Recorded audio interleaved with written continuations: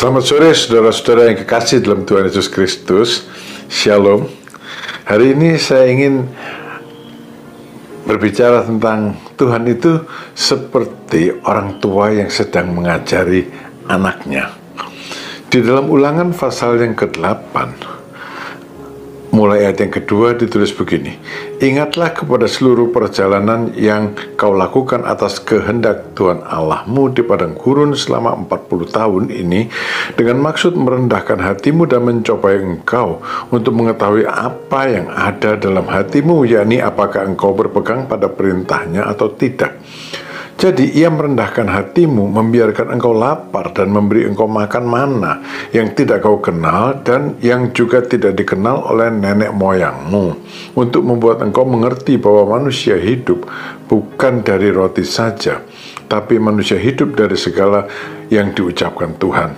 Pakaianmu tidak menjadi buruk di tubuhmu dan kakimu tidak menjadi bengkak selama 40 tahun ini. Saudara-saudara, selama ini kita mengalami banyak hal. Saudara-saudara, apa yang kita alami bukan kebetulan. Orang Israel dalam 40 tahun mengalami banyak hal di padang gurun. Mereka mengalaminya bukan sebagai kebetulan, tapi dalam kehendak Allah. Kita pun mengalami segala sesuatu dalam hidup ini dalam kehendak Allah. Ada masa senang, ada masa susah, ada berhasil, ada kalanya juga kita gagal. Gagal itu keberhasilan yang tertunda. Ada kalanya kita berkelimpahan, ada kalanya kita berkekurangan. Allah menuntun kita dalam kehidupan ini seperti Tuhan menuntun orang Israel dalam hidupnya melalui padang gurun.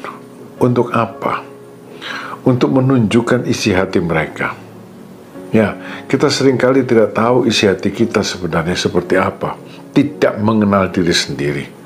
Perjalanan orang Israel menyingkapkan isi hati mereka yang sebenarnya, yaitu bagaimana sebetulnya sikap rohani mereka terhadap Tuhan.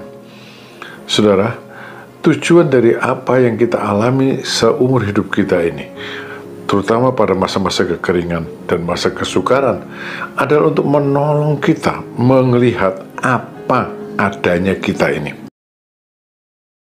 Ya, kita sungguh-sungguh tidak bisa tahu diri kita itu seperti apa, kecuali melalui masa-masa kekeringan itu Allah menyingkapkan kepada kita, ternyata gitu ya, ternyata waktu susah saya ini tidak setia, atau ternyata waktu susah lebih setia, tapi kalau senang lupa Tuhan. Ada saja yang begitu, dan ini perlu disingkapkan supaya kita bisa mempunyai sikap hidup yang tepat kalau kita mau diajari oleh Tuhan.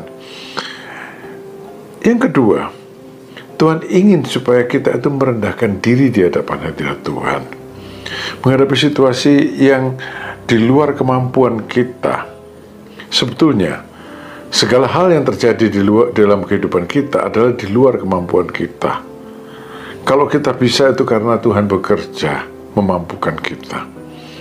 Yang Tuhan inginkan adalah kita menyadari bahwa tanpa Tuhan kita tidak akan mampu mengatasi situasi senang atau situasi susah. Ia merendahkan kita supaya kita itu memiliki hati yang rendah hati. Lalu masa-masa sulit seperti sekarang ini, pada orang Israel itu bilang, ia memberi kamu makan mana yang tidak kau kenal untuk merendahkan hatimu, supaya kau tahu bahwa manusia tidak hidup dari roti saja, melainkan dari firman yang keluar dari mulut Allah. Sampai sekarang pun sebetulnya halnya demikian, saudara. Waktu muda kita kepingin makan, sebagian orang lah ya, sebagian orang kepingin makan, tapi dia tidak bisa beli. Sudah usianya mulai tua, punya uang, bisa beli makan, tapi tidak boleh makan. Karena diet, harus membatasi diri, penyakit dan sebagainya. Saudara, ini semua jangan terima sebagai satu hal yang memberatkan, yang bikin kita mengeluh, menyesal. Aduh, sekarang makan gini tidak boleh, makan gitu tidak boleh. Saudara, orang Israel makan mana selama 40 tahun di padang belantara. Tidak bosan, tidak boleh bosan makan mana. Lakukan segala sesuatunya di dalam Tuhan. Sebab manusia hidup bukan dari roti saja, tapi dari firman yang diucapkan oleh Tuhan. Yang penting kan hidup. Terus, yang ketiga, bagaimana Tuhan mengajari kita? Tadi dikatakan pakaianmu tidaklah menjadi buruk di tubuhmu, dan kakimu tidaklah menjadi bengkak selama 40 tahun ini. Saudara, saya jadi mikir loh, kalau saya punya pakaian nih, ini selama 40 tahun masih bagus, saya masih mau pakai enggak ya? Ya, saya ragu-ragu. Ada enggak orang masih mau memakai pakaiannya sudah masih bagus tapi sudah 40 tahun? Asal ada makan dan pakaian, cukuplah. Ini kita perlu belajar, saudara. Kita perlu belajar. Kita sekarang ini memiliki pakaian lebih dari kebutuhan. Hingga, jangankan 40 tahun, kadang 6 bulan, 3 bulan juga sudah disisihkan. Mari saudara, kita belajar. Kita belajar dari Tuhan untuk mencukupkan diri dengan apa yang ada, bersyukur dengan berkat yang Tuhan berikan. Jangan berlebih-lebihan.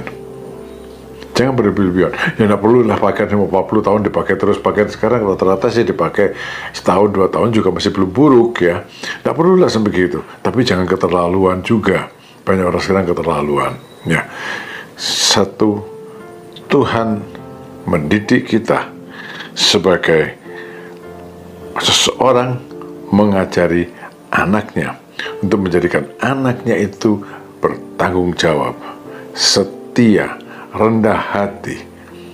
Tuhan memberkati saudara. Amin.